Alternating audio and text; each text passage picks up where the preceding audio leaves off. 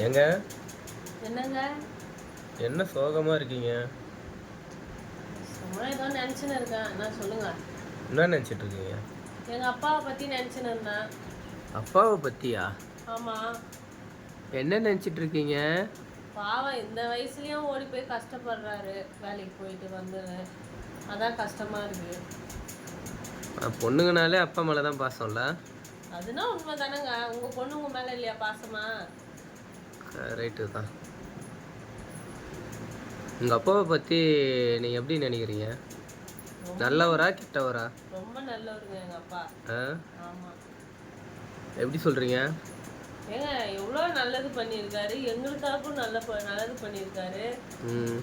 3 பொண்ணை கல்யாணம் பண்ணி கொடுத்துருக்காரு. எங்களுக்காக சின்ன வயசுலேருந்தே உழைச்சிருக்காரு. இப்போ வரைக்கும் உழைச்சிட்டு வராரு.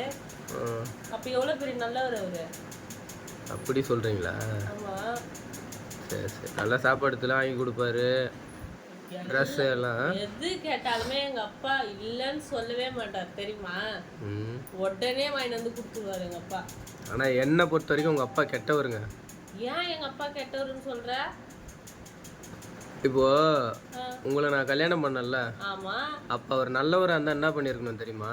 என்ன பண்ணிருக்கணும்? எப்பா இந்த பொண்ணை கல்யாணம் பண்ணாதப்பா, நீ மாட்டிக்கிட்டு ரொம்ப கஷ்டப்படுவப்பா அப்படின்னு என்கிட்ட சொல்லியிருக்கலாம்ல நேரில் வந்து. இல்லைன்னா ஒரு ஃபோனாவது பண்ணி சொல்லியிருக்கலாம்ல. இன்னொரு விஷயம் ஒன்று இருக்குது, மிகப்பெரிய கெட்டவருன்றதுக்கு 3 கல்யாணம் அவர் பண்ணி வச்சிருக்காருன்றீங்க. 3 பொண்ணுக்குமே. அப்போ எவ்வளோ அவர் இது விஷமாக இருந்தால் பண்ணி வச்சிருப்பாரு. யார் இது விஷன்ற? அவ்வளோதான் உனக்கு. யார் போய் விஷன்ற? 3 பசங்க அந்த மாதிரி கஷ்டப்பட போகிறாங்கன்னா அவர் கொஞ்சமாவது நினச்சி பார்த்துருக்கலாம்ல. அப்போ அவர் நல்லவரா கெட்டவரா நீங்களே சொல்லுங்கள். நீங்கள் சொல்லாதீங்க, விடுங்க, கமெண்டில் சொல்லிப்பாங்க ஃப்ரெண்ட்ஸுங்க. ஏன்னா அவங்களும் கல்யாணம் பண்ணியிருப்பாங்கல்ல, அதை பற்றி அவங்களும் சொல்லுவாங்கள்ல.